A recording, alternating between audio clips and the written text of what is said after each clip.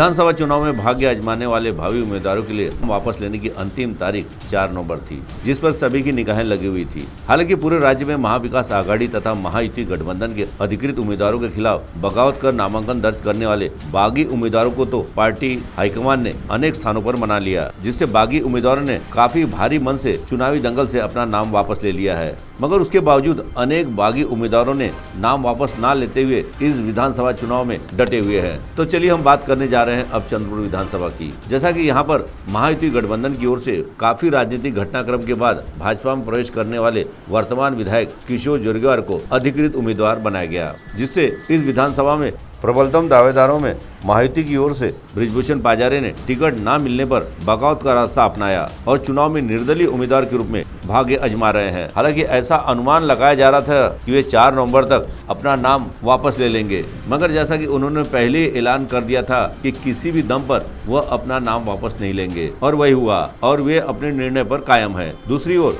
अब हम बात करने जा रहे हैं महाविकास आघाड़ी की, जहां पर कांग्रेस के प्रवीण पडवेकर को उम्मीदवारी दी गई। यहां भी प्रबलतम दावेदारों में से एक राजू झोड़े ने टिकट न मिलने पर बागी उम्मीदवार के रूप में नामांकन दर्ज किया है और उन्होंने भी अपना नाम वापस नहीं लिया है और वे भी इस चुनावी रेस में डटे हुए हैं।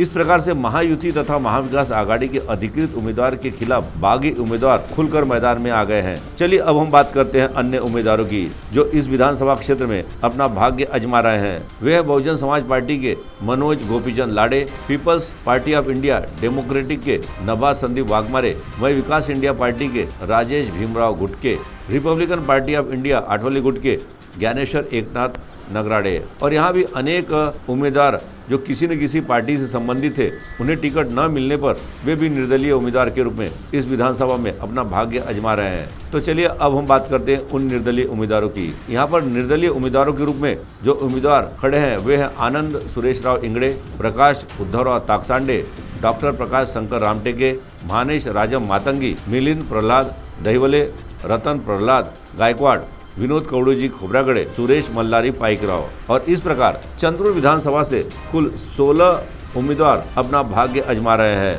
जैसा कि अगर हम इस विधानसभा की बात करें तो यहाँ पर त्रिकोणीय संघर्ष साफ दिखाई दे रहा है और देखना अब यह है कि इस त्रिकोणीय संघर्ष में बाजी जीतकर कौन बाजीगर बनता है और किसे जनता विधायक बनाकर विधानसभा में भेजती है, इसकी ओर सभी की निगाहें लगी हुई हैं। महाराष्ट्र विधानसभा चुनाव पर CTV की एक और विशेष प्रस्तुति।